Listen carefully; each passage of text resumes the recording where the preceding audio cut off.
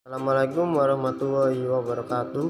Perkenalkan, nama saya Eko Budi Prayuda, NIM 2018-103-103-11040. Saya di sini akan menjelaskan tentang ruang lingkup ekonomi internasional. Ekonomi internasional bagian dari ilmu ekonomi yang mempelajari dan menganalisis tentang transaksi dan pemasaran ekonomi internasional yang meliputi perdagangan, keuangan atau moneter, organisasi swasta atau pemerintah, dan kerjasama ekonomi antar negara. Mengkaji saling ketergantungan antar negara, menganalisis arus barang dan jasa, pembayaran antar sebuah negara dan negara lain di dunia, kebijakan serta pengaruhnya pada kesejahteraan bersama. Lingkup ekonomi internasional ada 5 ruang lingkup, yaitu 1. Perdagangan internasional melalui perpindahan barang jasa dari suatu negara ke negara yang lain, yang disebut transfer of goods and service. Yang kedua, perdagangan internasional melalui perpindahan modal melalui investasi asing dari luar negeri ke dalam negeri, yang disebut transfer of capital. Yang ketiga, perdagangan internasional melalui perpindahan tenaga kerja yang berpengaruh terhadap pendapatan negara melalui devisa dan juga perlunya pengawasan mekanisme perpindahan tenaga kerja yang disebut transfer of labor. Selanjutnya, yang keempat, yaitu perdagangan internasional yang dilakukan melalui perpindahan teknologi, yaitu dengan cara mendirikan pabrik-pabrik di negara lain, yang disebut transfer of technology. Yang kelima, perdagangan internasional yang dilakukan dengan penyampaian informasi tentang kepastian adanya bahan baku dan pangsa pasar, yang disebut transfer of data. Faktor penyebab terjadinya ekonomi internasional, yaitu yang pertama, adanya perbedaan harga barang di berbagai negara. Yang kedua, perbedaan dalam pendapatan serta selera. Yang ketiga, faktor permintaan dan penawaran. Keempat, memperoleh keuntungan. Yang kelima, perbedaan sumber daya yang dimiliki. Yang keenam,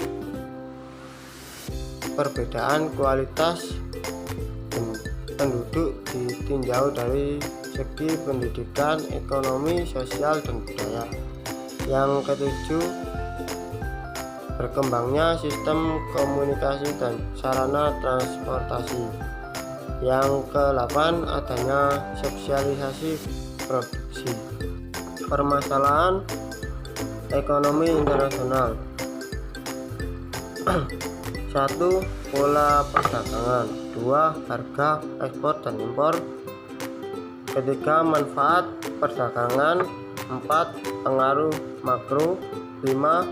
Mekanisme neraca pembayaran. 6. Politik perdagangan luar negeri. 7. Persekutuan perdagangan.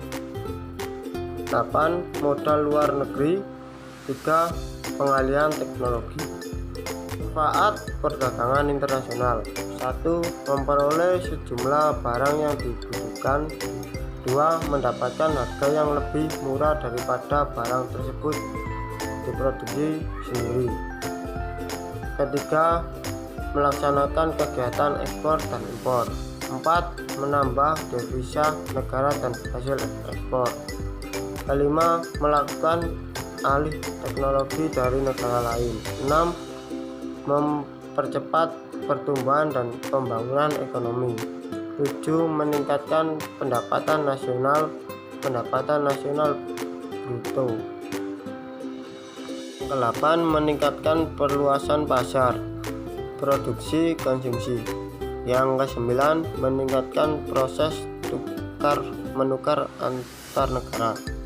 Yang ke-10, mendorong terjadinya persaingan sehat yang pada gilirannya menimbulkan perkembangan teknologi.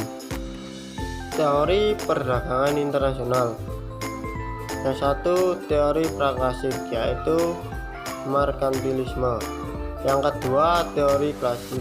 Yang ketiga, teori keunggulan mutlak. Yang keempat, teori keunggulan komparatif. Teori perdagangan. Teori perdagangan bermanfaat karena menolong untuk menjelaskan. Yang pertama, apa yang dapat diproduksi secara komparatif pada lokasi tertentu. Yang kedua, di mana perusahaan dapat memproduksi dengan efisiensi produk tertentu. Yang ketiga, apakah praktek-praktek pemerintahan mengganggu arus perdagangan bebas antar negara-negara. Yang selanjutnya, teori perdagangan berhubungan dengan beberapa hal.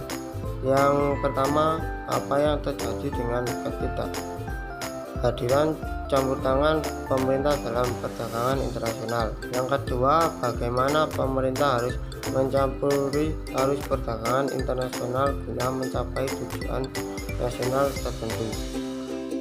Cukup sekian, apabila saya ada salah kata, saya mohon maaf yang sebesar-besarnya. Wassalamualaikum warahmatullahi wabarakatuh.